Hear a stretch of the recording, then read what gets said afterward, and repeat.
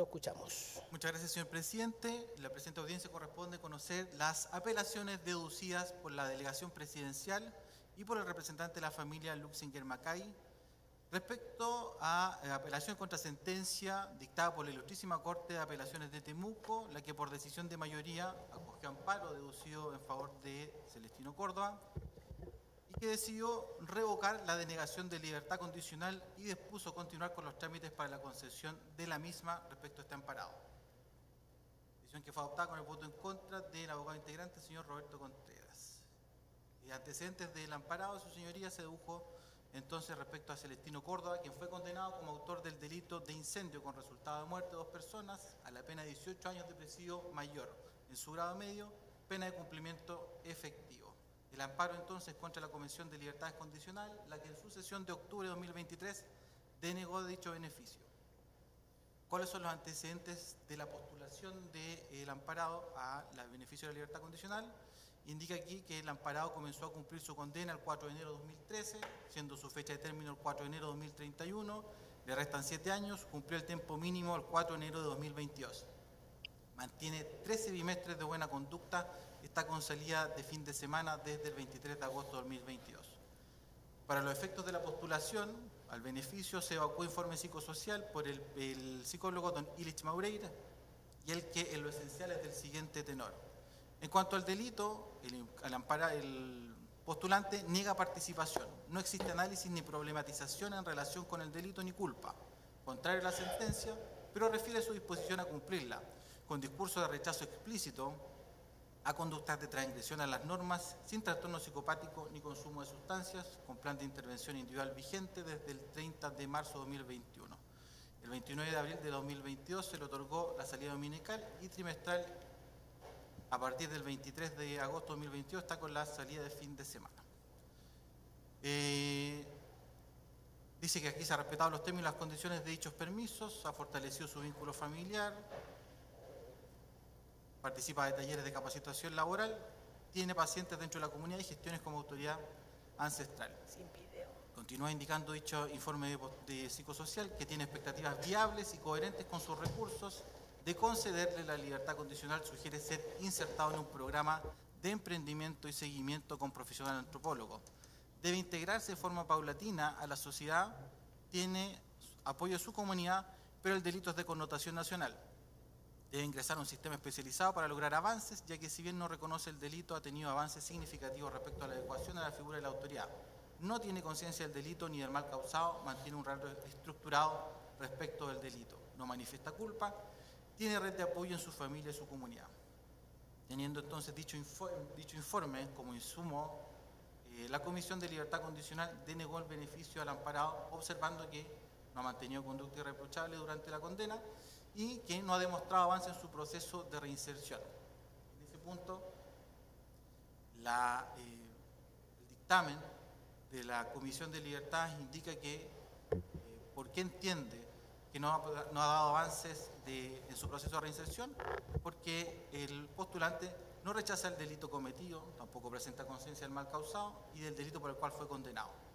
Y a partir de ello, de dichas premisas, realiza un análisis que, conforme a los antecedentes aportados por Gendarmería, en especial del informe psicosocial del postulante, emana que el señor Córdoba no asume su participación en el delito por el cual se encuentra cumpliendo condena y si bien considera que se trata de un delito grave, esto lo hace de una manera objetiva sin involucrarse en el hecho.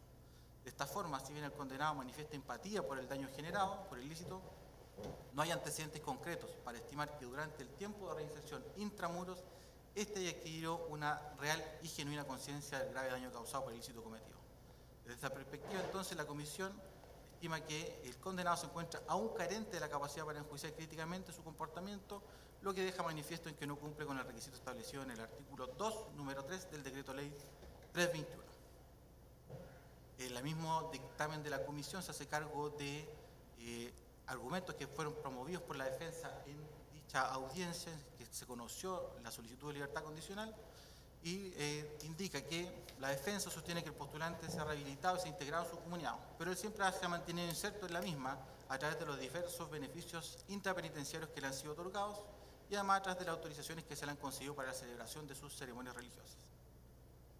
Indica el informe que la rehabilitación la rehabilitación no se limita simplemente a la inserción en una comunidad, sino a un profundo proceso de cambio y reforma personal que va más allá de la ubicación física. Para demostrar una rehabilitación genuina es necesario presentar evidencia de un comportamiento modificado, la asunción de responsabilidad por sus acciones pasadas y un compromiso activo en la construcción de una vida más positiva y significativa. La mera afirmación de estar rehabilitado requiere pruebas sólidas y continuas de un cambio de actitud y comportamiento.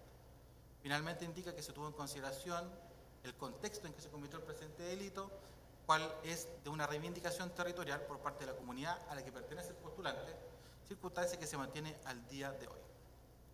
Ese es el considerando quinto del dictamen de la Comisión de Libertades Condicionales. El amparo, sus señorías, denuncia dos elementos.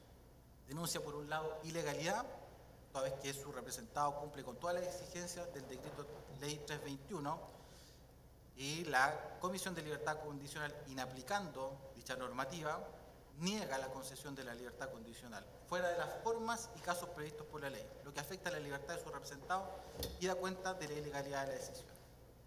En su amparo, entonces, y en esta denuncia, analiza los requisitos para la procedencia, que son tiempo de condena, conducta intachable y contar con informe de postulación.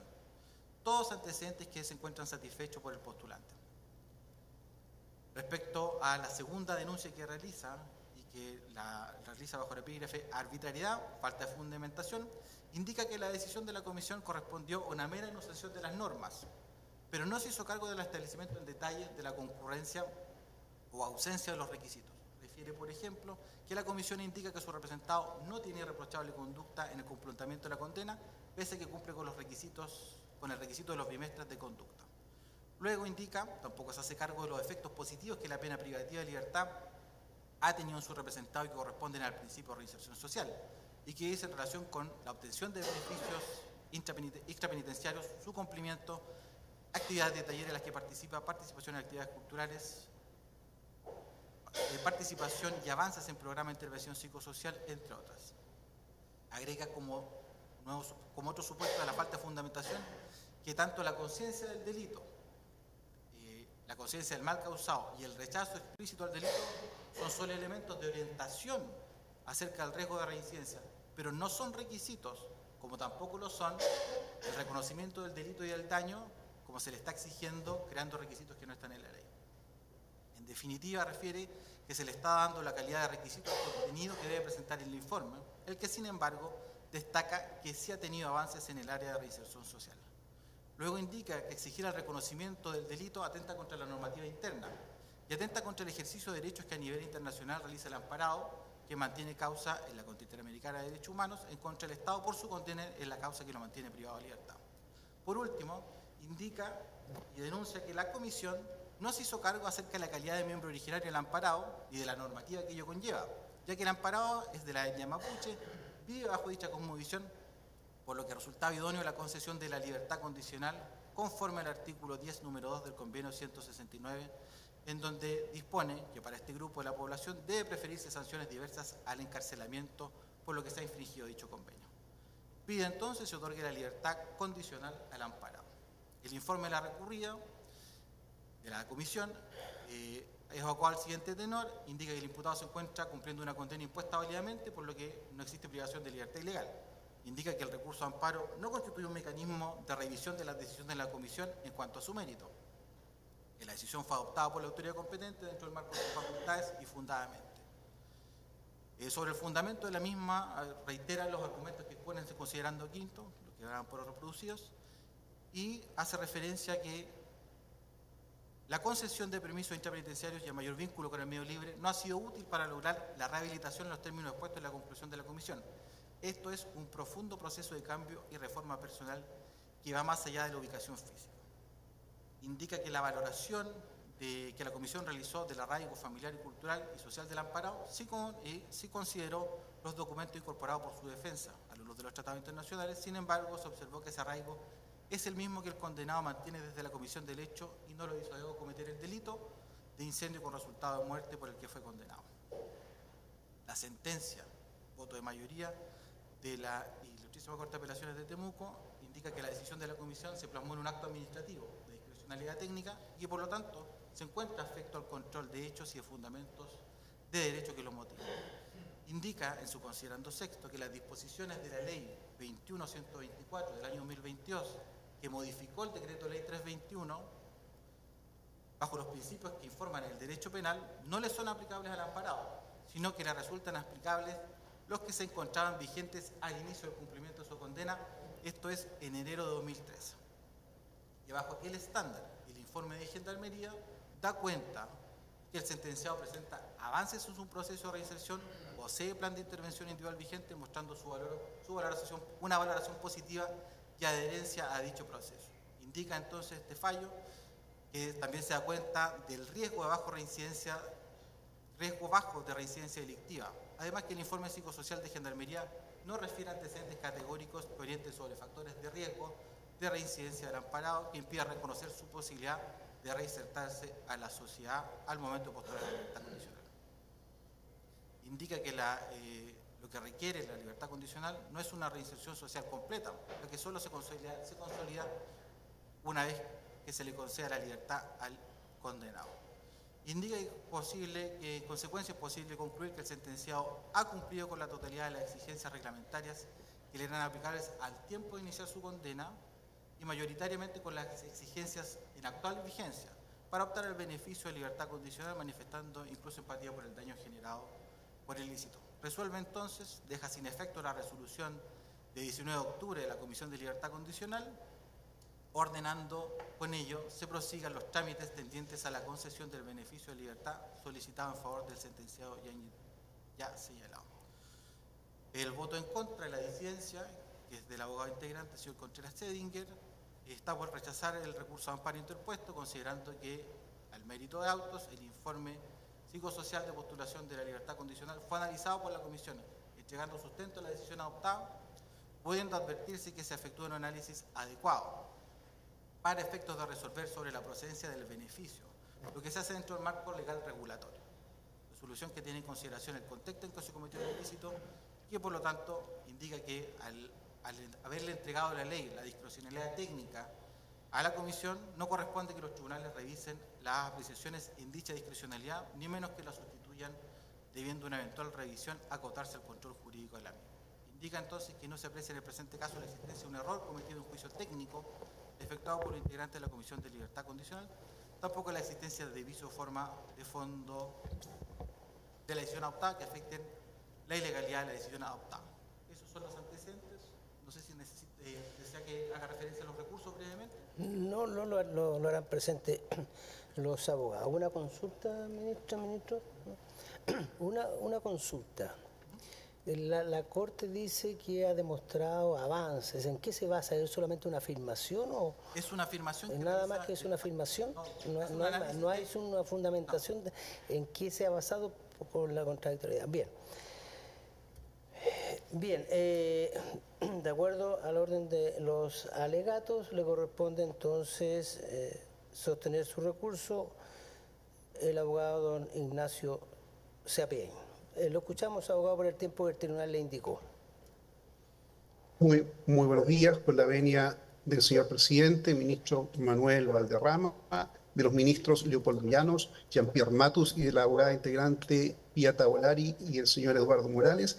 Venimos a alegar el presente recurso solicitando se acoja el recurso de apelación contra la resolución de fecha 30 de diciembre del año 2023 dictada por la Corte de Apelaciones de Temuco para en definitiva revocarla y se rechaza el recurso de amparo fundado en los siguientes aspectos de hecho y de derecho que vamos a pasar a exponer. Efectivamente, como lo ha señalado el señor relator, a la solicitud de beneficio de libertad condicional se han acompañado los antecedentes referidos en el artículo 3 del reglamento y 2 del decreto ley 321. En particular, el tema que es objeto de la controversia es si efectivamente cumple o no cumple con el informe psicológico que de alguna manera realiza el análisis de los factores de riesgo de reincidencia, con el fin de conocer si efectivamente existen o no posibilidades de reinserción. En el caso concreto, el informe psicológico es desfavorable. tiene fecha 7 de septiembre del año 2020 y agregado en el formulario de consolidado de postulación de libertad condicional. Y destacamos la fecha, hemos acompañado el informe que se agregó a la comisión ante esta misma Corte Suprema durante la mañana de hoy. Al mismo tiempo se había agregado al momento de deducir el recurso de apelación, pero también lo incorporamos. En lo que se refiere al informe consolidado, el apartado 3, aspectos abordados, ahí efectivamente hace referencia en la parte final a una síntesis del informe pericial psicológico de fecha 7 de septiembre del año 2020. Es este el informe psicológico que se acompaña, no es un informe psicológico reciente. La cuestión que es absolutamente relevante. ¿Y por qué? Porque en el primer semestre del año 2023 se analiza exactamente este mismo informe y la Comisión de Libertad Condicional rechaza el beneficio. Al mismo tiempo se deduce recurso de amparo en contra de la resolución dictada por esta comisión y la Corte de Apelaciones de Temuco rechaza el recurso de amparo y la Corte Suprema confirma la sentencia impugnada. Nuevamente en el segundo semestre se vuelve a ingresar la solicitud, pero amparado en los mismos antecedentes. Inclusive más, si uno analiza al menos la revalidación de los nuevos antecedentes, tienen data de fecha 20 de marzo del año 2023, es decir, exactamente los mismos del primer semestre del año 2023. Entonces, lo que hizo la comisión, señoría excelentísima, fue simplemente actuar en consecuencia. Si anteriormente, el primer semestre, considerando esos antecedentes, rechaza la solicitud y además que la legalidad de la misma resolución es visada por la Corte de Apelaciones de Temuco y por la Corte Suprema, entonces no podía actuar de otra manera, obró en consecuencia, porque simplemente es esclavo de su propia resolución, es esclavo de su propia decisión. Desde esa mirada, entonces no podríamos calificar la actitud de la Comisión como ilegal en los términos del artículo 21 de la Constitución Política de la República, debiendo rechazarse entonces el recurso de amparo. Lo que ha hecho la Corte de Apelaciones de Temuco en esta nueva sala, en fallo de 30 de diciembre del año 2023, fue revisar los mismos antecedentes anteriores y a su vez, en forma indirecta, revisar lo que la misma Corte de Apelaciones había resuelto con anterioridad y revisar lo que la misma Corte Suprema también había establecido anteriormente, con los mismos hechos. Distinto es si hubiesen sido hechos diferentes que le permiten de alguna manera ya sobreponerse a ciertos impedimentos, pero no es el caso. Es exactamente los mismos hechos. Además, en la resolución menciona un tema que resulta relevante como para sacar de alguna manera los requisitos del artículo 2 del Decreto Ley 321, y es decir, que no sería aplicable al caso concreto la Ley 21.124. Debemos recordar que es de fecha 19 de enero del año 2019. En todas las solicitudes que han sido ingresadas por parte del condenado, se ha ajustado el procedimiento de la Ley 21.124, por lo que no podríamos desconocerla en esta oportunidad después de 3 años, decir que no le resulta aplicable porque además iría en contra de los actos propios derivados de la conducta que habría asumido el propio condenado. Por último, debemos recordar que ¿cuál es el aspecto que tiene en vista la sentencia para estimar que no le resultaría aplicable? Porque dice que las normas de libertad condicional se entienden formar parte de la pena al momento en que se aplica. Es decir, hace una comunicabilidad entre lo que es la pena al momento de ser aplicada con los beneficios de la libertad condicional, lo que a nosotros nos parece al menos poco adecuado. ¿Y por qué? Porque el delito es una cosa, es un hecho voluntario antejurídico típico y culpable que produce ciertas consecuencias jurídicas al momento de la comisión, y la pena nace en razón de esa responsabilidad al momento de dictarse la sentencia. En lo que se refiere al beneficio de libertad condicional, es otro elemento también de carácter sustantivo que debe concurrirse, o sea, debe solicitarse concurriendo ciertos requisitos, también sustantivos. Pero, ¿qué beneficios yo puedo pedir si no cuando cumplo con los requisitos al momento de la solicitud? Es otro hecho jurídico totalmente distinto y nace allí la relación entre el condenado y el Estado solo cuando se ejerce la opción de optar por este beneficio. Es allí entonces donde yo tengo el estatuto jurídico aplicable, no al momento de la pena, sino al momento en que opto por solicitar el beneficio, porque antes simplemente es una mera expectativa y el derecho adquirido surge cuando yo interpongo la solicitud de beneficio y me someto a los requisitos que la misma ley establece en ese momento. Nace así la relación jurídica entre el Estado y el condenado, y por consiguiente la comisión debe evaluar si los cumple o no los cumple, y si los cumple concederlo, y si no los cumple no concederlo. Por consiguiente, estimamos que la ley 21.124 es perfectamente aplicable al caso concreto, ya debiendo por consiguiente acogerse el recurso de apelación, ya, y revocarse la sentencia impugnada por no cumplir el condenado con todos los requisitos que la ley establece para obtener ese beneficio. Eso es todo, señoría ilustrísima, señoría excelentísima. Muy bien, abogado, muchas gracias. Puede sostener su recurso el abogado señor Tenorio. Muchas gracias, señor presidente. Con vuestra venia, señoría excelentísima, leo en representación de la víctima, don Jorge Andrés Luxinger Macay. Reitero mis excusas, por razones fisiológicas me tuve que retirar un momento de la conexión, pero ya está dicho y reitero mis excusas. En lo concreto, solicito que se acoja este recurso de apelación. Voy a tratar de ser muy breve, porque el colega que me antecedió fue bastante claro en cuanto a los argumentos. Hacer presente que se trata de un hecho público y notorio, que no es necesario reiterarlo.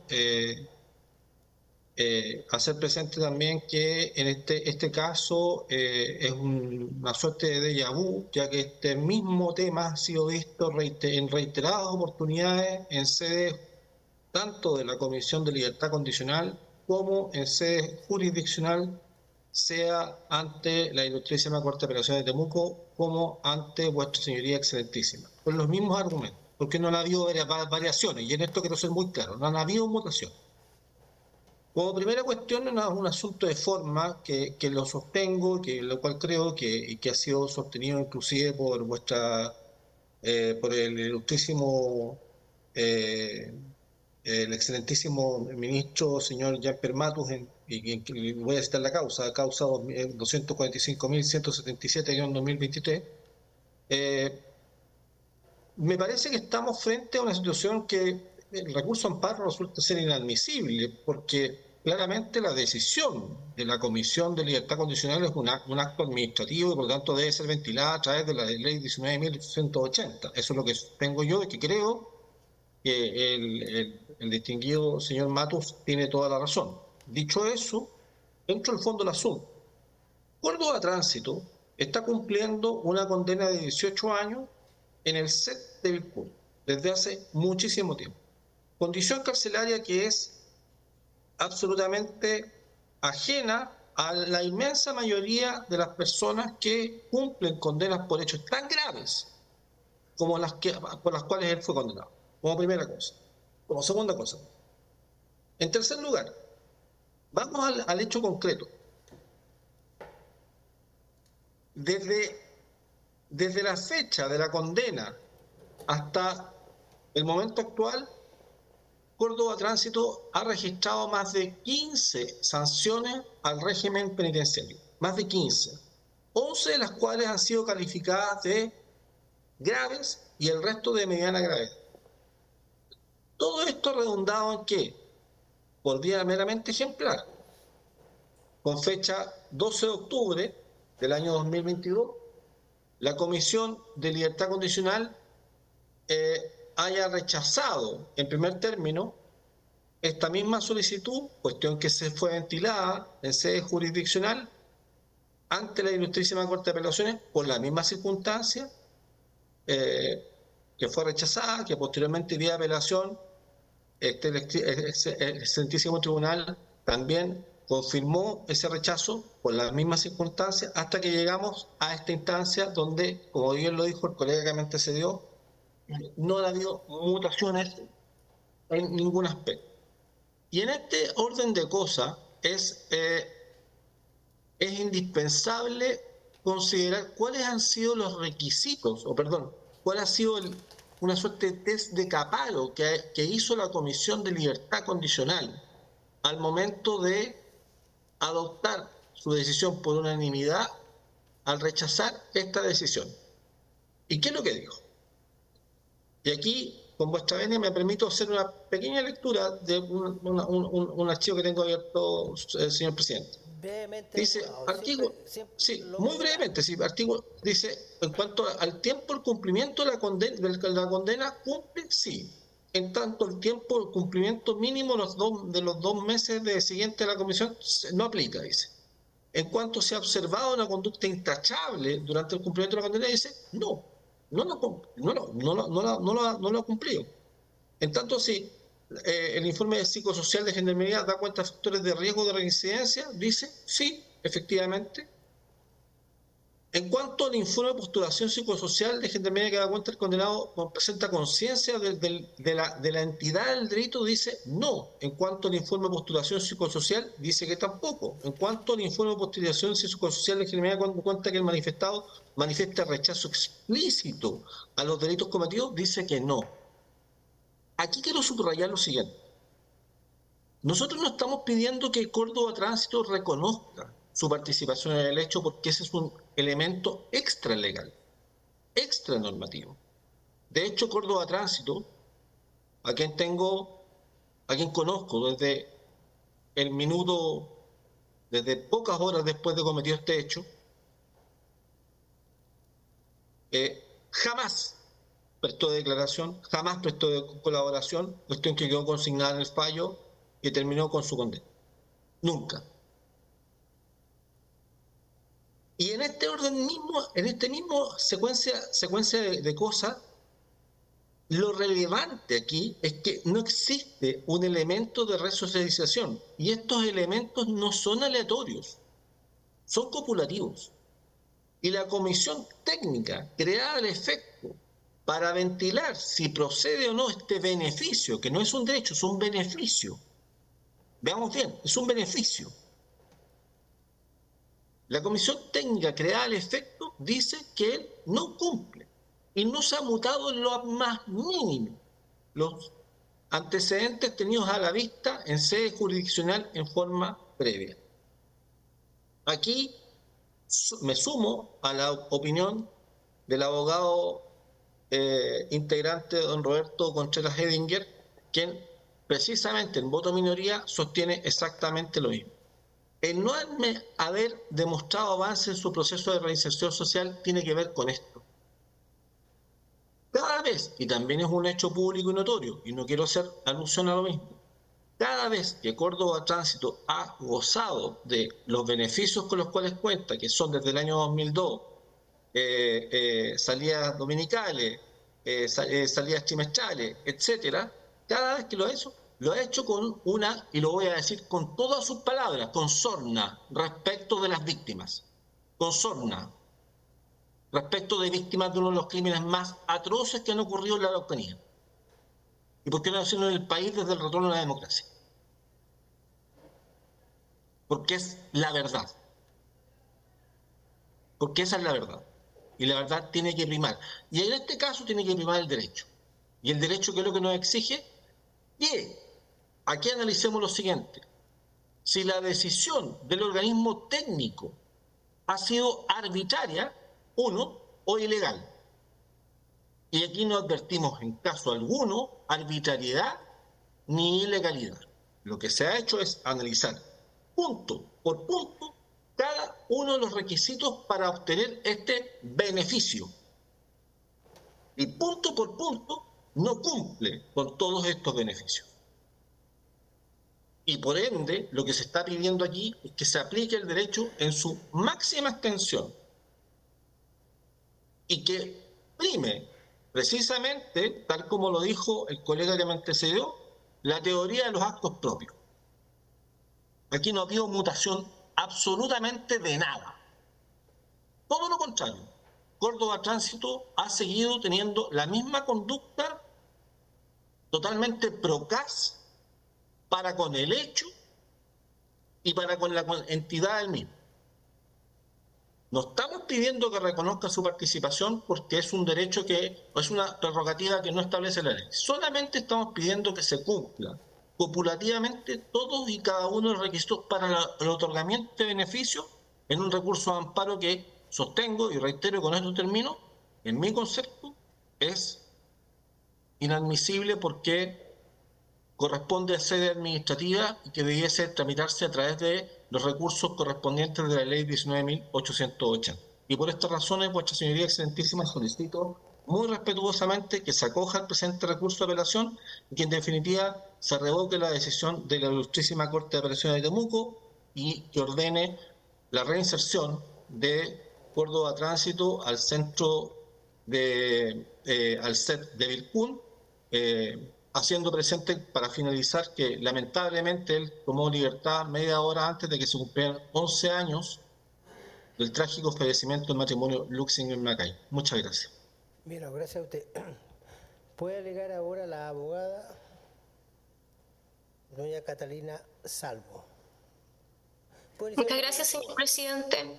Con la avenia de su señoría excelentísima, en contra del recurso de apelación deducido tanto por los abogados en representación de la delegación presidencial como asimismo el abogado representante de la víctima, toda vez que considera esta parte que, en primer lugar, no existe una legitimación activa por parte de los recurrentes en relación a la posibilidad de deducir un recurso de apelación en contra de la sentencia de la ilustrísima Corte de Apelaciones que acoge la libertad condicional de mi representado. En primer lugar, hemos escuchado alegatos de las partes en las cuales no se ha sostenido el agravio, el cual es la base de un recurso de apelación, y que por lo tanto este agravio, y en términos de la etapa en la cual nos encontramos, que es la etapa de ejecución de la pena, debe estar siempre relacionada a propósito del condenado y en relación a sus derechos y garantías de esta etapa procesal. ¿Por qué? Porque la etapa de ejecución tiene una finalidad, que es la reinserción penal de los condenados. Esto se desprende asimismo del artículo 466 del Código Procesal Penal, que no establece en calidad de intervinientes ni a los abogados de la representantes de la delegación presidencial, por cierto, ni tampoco a los representantes de la víctima. Pero además de lo anterior, y en el caso específico de la delegación presidencial, no existe una norma que de manera expresa establezca la facultad, o más bien la atribución de poder representar al Estado en términos concretos de oponerse a una libertad condicional. En derecho público sabemos que solo puede realizarse aquello que se encuentra expresamente establecido en la normativa, y en este caso para el servicio no se encuentra la representación judicial del Estado en el caso para oponerse a libertad condicional. Por cierto que el Estado, para poder representar sus derechos, puede hacerlo, pero debe hacerlo a través del órgano determinado para ello, que es el Consejo de Defensa del Estado, el cual hoy día no se encuentra presente. Llama también la atención la oportunidad en que se ejerce esta oposición a la libertad condicional de mi representado. ¿Por qué? Porque existió un recurso de amparo, como muy bien dijeron, y es lo que realmente nos tiene hoy día presente, y que en relación a aquella oportunidad las partes no se presentaron, no se hicieron parte y tampoco se presentaron a los alegatos de la vista de la causa del recurso de amparo.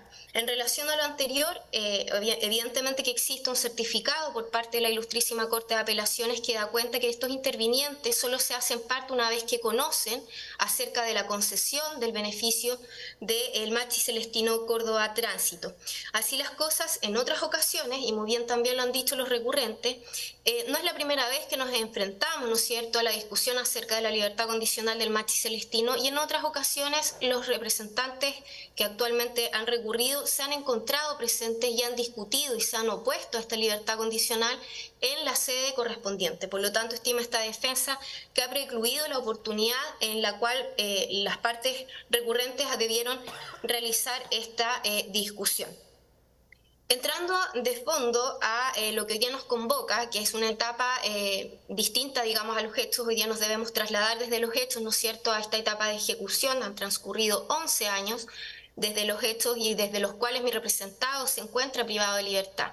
Si bien es cierto, la comisión actúa dentro de sus facultades, no es menos cierto que este órgano administrativo sí es sujeto de un control jurisdiccional, porque como muy bien dijo la parte recurrente, existe la ley 19.880 que regula los órganos del Estado, pero de esta misma normativa, en el artículo 54 se establece la posibilidad de la persona interesada o afectada, ¿no es cierto?, por un acto del órgano de la administración que pueda recurrir vía judicial respecto de la resolución que lo afecta.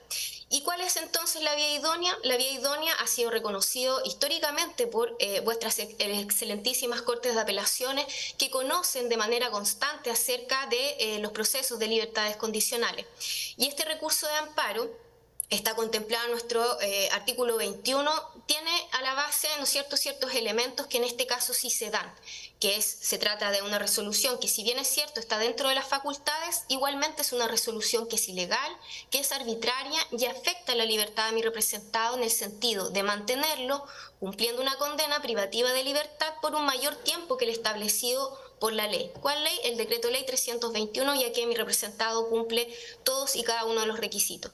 Además, el recurso de amparo y conocer de aquello está dentro de las facultades conservadoras de las ilustrísimas Cortes de Apelaciones y por lo tanto es un derecho efectivo que tienen las personas que se encuentran bajo esta situación. Pero ¿por qué entonces la defensa deduce, o más bien establece, ¿no es cierto?, una acción de amparo en contra de la resolución de la comisión, y por qué esta defensa considera que esa resolución es ilegal y es arbitraria? Si bien es cierto, se encuentra en las facultades ponderar los antecedentes por parte de la comisión, esto deviene en un acto ilegal y arbitrario cuando dichas conclusiones o las conclusiones a las que arriba la comisión no se condicen con los antecedentes y más bien, de hecho, son contrarios a los antecedentes expuestos en el informe de postulación. ¿Y a qué me refiero con esto? En primer lugar, en el considerando cuarto de la resolución, en una especie de cuadro resumen que realiza la comisión, establece que mi representado no cumple la conducta exigida por el decreto ley 321. Cuestión falsa, ya lo han dicho todas las partes, incluyendo también muy bien el señor relator, que mi representado mantiene 12 bimestres de muy buena conducta, que excede los 4, por cierto, exigido por la normativa legal. Lo mismo ocurre cuando la Comisión de Libertad Condicional estima que existe un riesgo medio o alto de reincidencia, cuestión que hace en este cuadro resumen. ¿Y por qué esto es falso? Todos los informes de postulación de mi representado, incluyendo aquel de Gendarmería, establecen un riesgo bajo de reincidencia. Es un riesgo bajo que se ha mantenido desde el inicio de su condena y que se mantiene a la fecha, que incluso a través de la intervención psicosocial que mantiene desde marzo del año 2021, ha disminuido en su puntuación. Actualmente mantiene un puntaje de 6 puntos, lo cual lo mantiene dentro del umbral más bajo de los puntajes, digamos, de esta materia, digamos, en términos del riesgo de reincidencia que se evalúa a través del IGI. Además, y nuevamente, erra la comisión y es contrario a lo dispuesto en el propio informe de postulación psicosocial cuando establece que mi representado no mantiene un rechazo explícito a los delitos. ¿Por qué? Porque en el análisis global del informe de postulación psicosocial aparece de manera expresa por el evaluador que existe un rechazo explícito a los delitos. Su señoría excelentísima, no podemos estimar que cuando la comisión se queda sin fundamentos porque es contrario a lo informado, no estamos frente a una resolución ilegal o arbitraria. Es más, en relación a los avances de proceso de reinserción social, que ya entramos al considerando quinto de la resolución de la comisión, esta estableció que no existen avances en el proceso de reinserción social de mi representado. Pero esto también es contrario. Ya muy bien se ha señalado y solamente voy a enunciar, ¿no es cierto?, que estos avances se mantienen, por ejemplo, por el hecho de estar en un centro de estudio y trabajo. Esto es un régimen semiabierto, de disciplina, de autoconfianza, desde septiembre del año 2020. Asimismo, se encuentra con salida dominical desde abril del año 2022, salida trimestral desde mayo del 2022 y fin de semana desde el 26 de agosto del año 2022. Estos son elementos, beneficios que, por cierto, se han cumplido de manera satisfactoria y que datan desde hace más de un año y medio, vuestras señorías excelentísimas, y que solo puede ser concedido a quienes en efecto han demostrado avances en su proceso de reinserción social. Esto lo establece el propio Reglamento de Establecimientos Penitenciarios en su artículo 97. Además, ha accedido a capacitaciones laborales, Incluso ha adquirido herramientas a través de los programas Yo Emprendo FOSIS, herramientas que hoy día le permiten trabajar acerca de sus artesanías cuando accede a espacios de beneficios penitenciarios. Además, ha mantenido una intervención social que ha determinado su riesgo actualmente se encuentre en bajo. Pero también ha considerado la defensa para amparar de la resolución un segundo aspecto relevante. Aquí se dice que no se le está exigiendo el reconocimiento del delito al Maxi Celestino, pero en realidad se concluye que es eso lo que se le está exigiendo.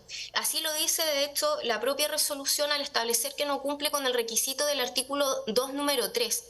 Estos no son requisitos, estos son factores orientadores acerca del proceso de reinserción y cuáles son los riesgos de reincidencia de una persona que postula un proceso de libertad condicional. Pero el reconocimiento del delito no es una exigencia.